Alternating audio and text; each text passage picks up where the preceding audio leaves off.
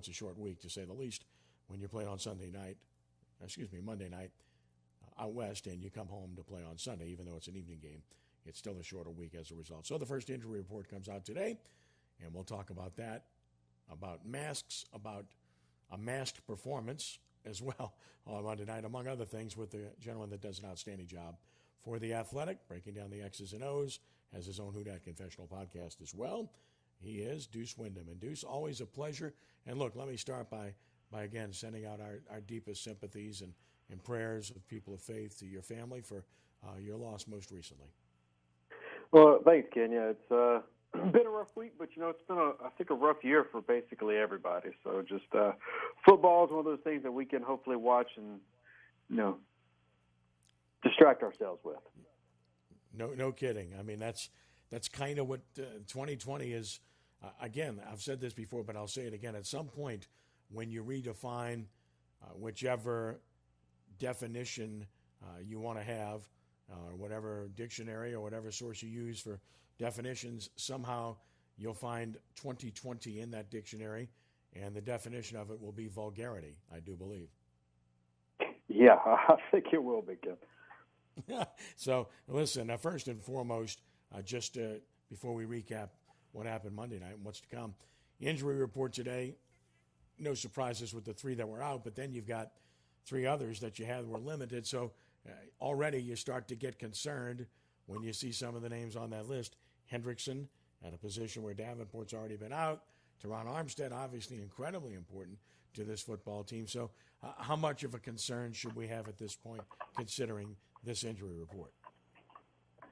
I would be very concerned along the defensive front with Davenport still not participating. You got to hope he comes back. They haven't been using Zach Bone yet as a stand-up rusher or at all on defense. And then, Trey Hendrickson being limited, hopefully that's something he can work through. But, groin injuries can be one of those things that, linger. And that's something that Teron's listed with as well. And with Cameron Jordan just not, and I talked about this on social media today, Cameron Jordan looking kind of stiff, especially in the torso. He tore that adductor muscle, had to have off-season surgery, and he hasn't looked his normal, last year being a 17-sack guy, he's not looked like that this year. So, having Trey on that list where he's been one of the most consistent, if not the most consistent pass rusher on the D-line is probably the most concerning point. And then Michael Thomas knew would be there, and he's kind of a day-to-day. So, yeah, definitely something to worry about. Well, I think it's a good transition to talk about what happened on Monday night, because to me, there were a lot of storylines, but not the least of which was Richie Incognito goes down early in the game. He came into the game hurt anyway. So they're down to their third tackle on the right side, and Incognito's out, and yet the Saints defensive line after the early second quarter could not only generate any pressure, but couldn't stop the run by and large. So that, to me, was the biggest storyline and biggest disappointment. Saints should have had a definitive advantage given what they were up against up front. Yeah, I think that in terms of a pass rush, it wasn't as bad as thought, because you definitely got to give credit to Oakland. They went to a very short passing, quick passing attack. But, you still look at guys like Cameron Jordan, you expect to provide some form of consistent presence, and he just wasn't there. And especially against who he's been going against. You talk about going against rookie right tackles and going against third stringers and stuff. Those are the type of matchups that he's supposed to salivate over. And, not to be too much of that guy against Cam, but when, Cam is the personality that will gladly talk trash in podcasts and on Twitter. And I have no problem with that as a football player. I mean, I actually really enjoy it, but you also got to back it up. And he's not backed it up at all these past 2 weeks for whatever reason. So, if we talk, and I know the big talking point right now is on Drew Brees, and he's certainly had his struggles, but if you look at the star power of the Saints, I mean, Cam Jordan's supposed to be leading the defense, and just like Drew, he's underperforming. So, I mean, that's a major change that has to take place, especially, with Aaron Rodgers coming into town. You cannot be a complacent pass rush with him and Matt LaFleur finally starting to click, where last year was a little bit rough. This year they seem to be, getting into a mold with each other. You got to have Cam at top of his game. Visiting with Deuce Windham of The Athletic. And listen, I think you bring up a good point. There's several things, and no one wants to put up the red light at this point. It's way too early, and yet there are some legitimate concerns. And you start with veteran players like Drew Brees, like Cam Jordan, and like Malcolm Jenkins. And I know Waller's a really good player, but these veteran players for the Saints have been less than stellar. In some cases, they've simply looked slow. And I think in the case of all three of those guys, it's too early to be completely and totally ensconced in being concerned. But at the same time, you have to have some legitimacy in terms of concern at this point, because those are guys that they're clearly counting on to be very productive, to be a genuine contender to win the NFC.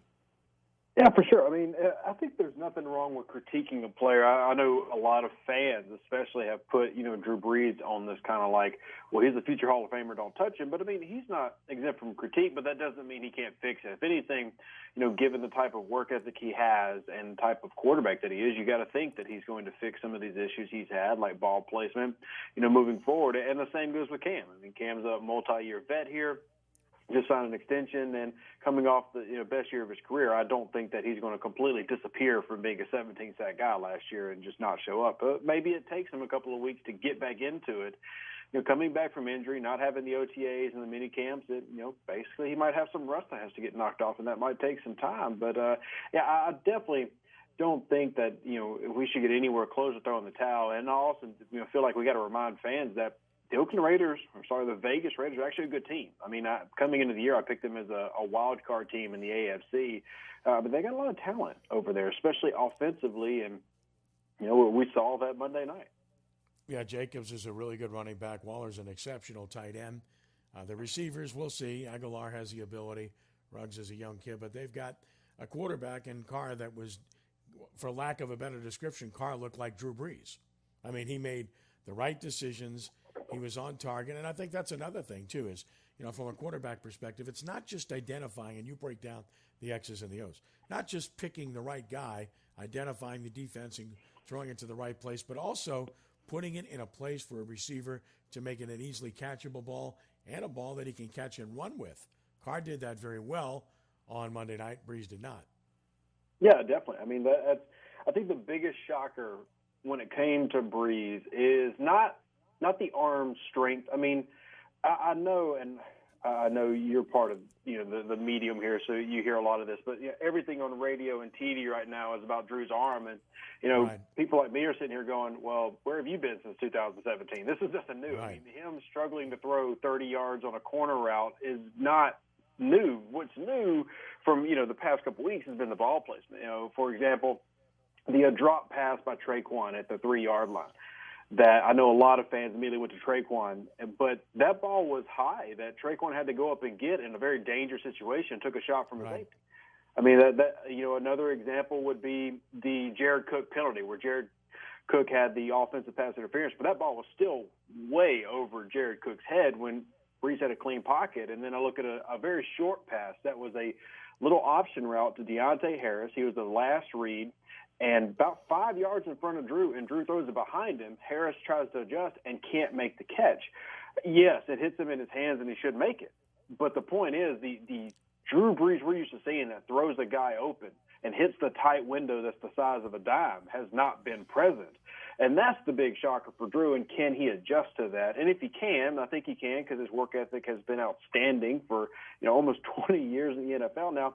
I think that gets fixed. But right now, I think he is we pulled up some analytics. I know analytics are always fun because they're very subjective. But he is, I think, the 4th worst in the NFL right now when it comes to completion percentage above expected. So basically passes you expect a quarterback to complete. He's the 4th worst in the NFL. And I don't see Drew staying there. I don't either. Accuracy has always been his forte, and I can't imagine that goes. The arm goes, but not the accuracy. So to me, I agree with you. There was also that little short cross to Josh Hill that was shockingly off the mark.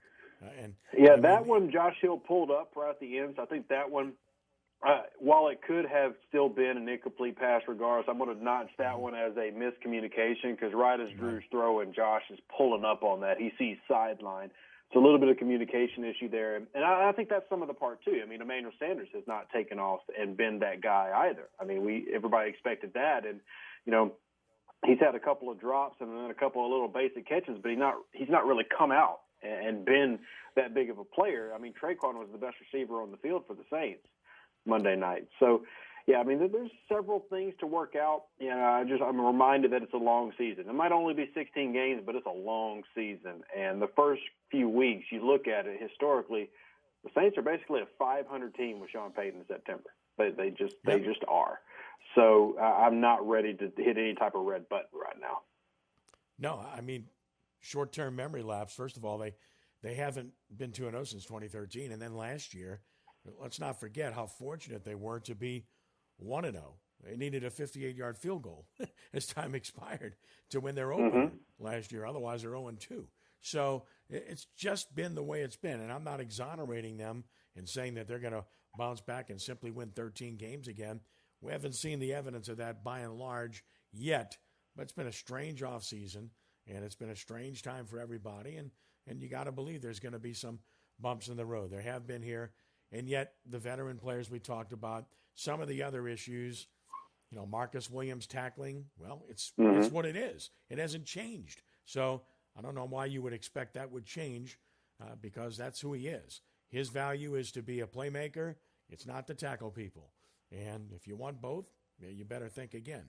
Malcolm Jenkins is supposed to provide, veteran presence, get people lined up right, and not make mistakes.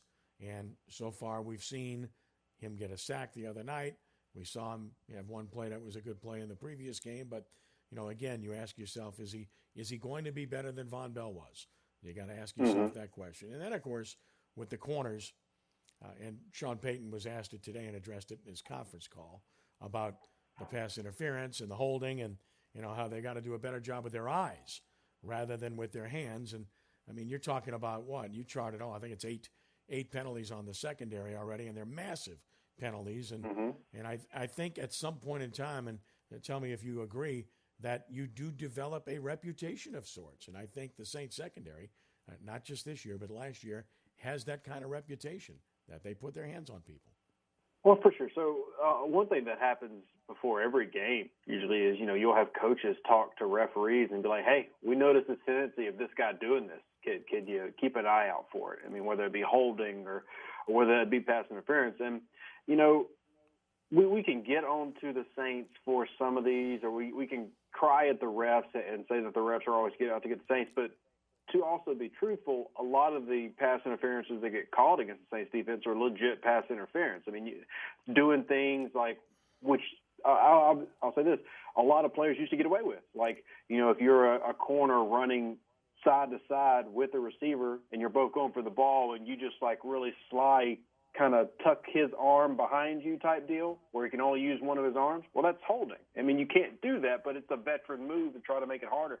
So, yeah, maybe there is a little bit more of an eye on the Saints there. But then again, I think that's still okay. The Saints might get a few more penalties because they want to play more man coverage. It's all about them performing. I thought Janoris Jenkins had a pretty decent night Monday night. I think Ruggs got open more than people saw because Carr never went for him. But still, I thought Janoris had a good game. But then you also look at Lattimore, who we know is a superstar top 3 talent who, in my opinion, played down the competition again. I think he had a fantastic game against Tampa Bay, against a better receiver group. And then he comes against, and this is not meant to throw shade at the Raiders, Raiders are not as good as a receiving team, and I feel like Marshawn Lattimore struggled more. So for whatever these reasons are that seem to happen, the Saints have got to fix these. And they've got to fix them quickly because, unlike the past couple of years, there's not really a stretch of games I see and go, hey, these are the easy 4 games. This is really a tough schedule just the way it's laid out all year long. So they don't really get a break where they have 4 easy games to chalk up some wins. I mean, they basically got, maybe a quote-unquote gimme here and then another tough one. So they've got to, make sure they're winning games. Deuce Windham with us talking about the Saints. The other aspect of discussion has been the draft. Of course, we know that Stevens wasn't going to be part of the roster. Then you deal with Bond, and everybody thought he might be that instant impact guy off the edge. He's not even on the field. Ruiz was hurt, and then he was cleared to play and did not start and only came in when Easton or Pete went down in the game the other night. Troutman did have his first catch. So, again, it's early, but any consternation or cause for pause about these 3 draft picks? I definitely don't, and a big reason being is the people who are going to struggle the most, and actually, Drew Brees talked about this today in his press conference, that the young guys don't have any real reps, or as he was saying, line of fire, like bullet reps. And, as much as I like some of these guys coming in, that's something they all share, is they don't really have NFL game type reps because there was no preseason, no mini camps, no OTAs, and yes, they had training camp, but there's a reason that NFL teams go through a year-long process to get players ready. So they're taking it low and slow and being patient. I mean, I would love to see Ruiz out there instead of Nick Easton, but right now they feel like that's the strongest group as they let everybody get acclimated. And then Eric McCoy is playing stellar at center, and that was where you were looking at starting Ruiz anyway. So the only one I'm kind of questioning is Zach Bond, because I think there's plenty of third down pure pass rushing opportunities. You want him on the field just to rush the passer as a speed guy on the outside. No other reason. Don't need to worry about him in coverage.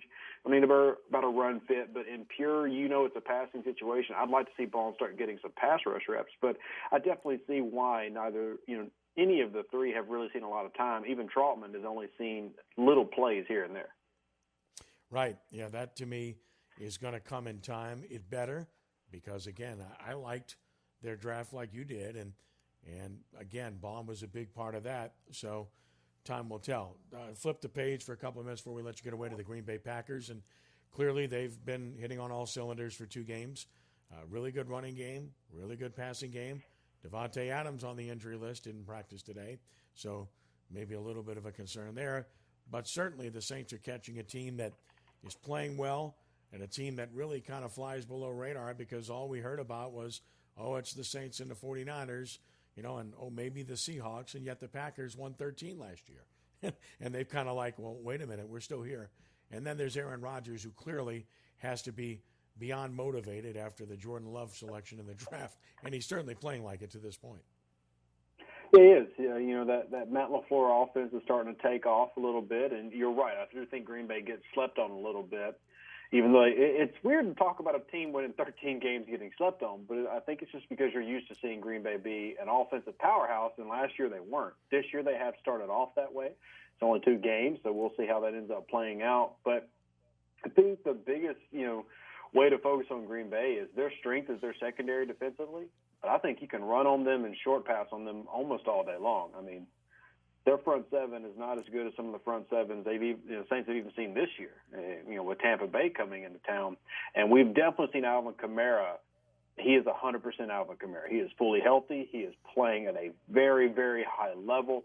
And the Saints basically take the same type of play style that the Raiders use, a West Coast offense focusing more on the shorter stuff, which is what they naturally would do anyway. And I think it's a good matchup for the Saints offensively versus this Packers defense. The key is, does the Saints defense show up? Does everybody actually come out to play? And if they do at home, I mean, we're probably not worried as much as we are after losing a Monday Night Football game. Right. And then last but not least, stick with the run. I mean, they were running the ball incredibly well the other night. It's not like they abandoned it. They just didn't have the ball. And then penalties beset them, and then the interception, and then it made it hard. But they've got to run the football. I mean, and they've got to run it, at least 30 times a game, in my estimation, if they want to be the kind of team that they aspire to be. Well, the key to running the football is keeping a lead.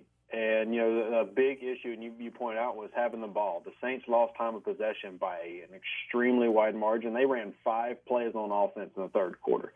It's really tough to keep your run numbers up when you don't even get on the field. And once again, that flips us right back to the defense.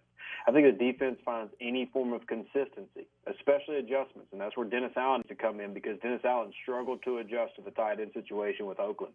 We saw him using P.J. Williams. We saw him using Malcolm Jenkins, Demario Davis here and there, until it finally, almost throughout the game is almost over, you finally start double teaming the guy who's destroying you up the middle. So, adjustments from the defense have got to be a little bit better, and that will give the offense the runs. I mean, Sean Payton wants to run the ball, but if you only get 5 plays in the third quarter, well, you don't really have that chance. So that's going to be on the defense. The defense has got to be consistent. If this team is going to be a Super Bowl team, it's not because Drew Brees leads the team to score 45 points a game. It's because the defense holds team to 23 points or less. That's basically what they need to do. If they can hold them to 23 or less, this team should win basically every game. We encourage you to follow him on Twitter at Rev Deuce Windham. That's Rev Deuce Windham. Of course, Outstanding work for the Athletic, NOLA, and his Houdat Confessional podcast as well. Deuce, it's always a pleasure. Blessings to you and your family. We'll talk again soon. Thank you very much. My pleasure.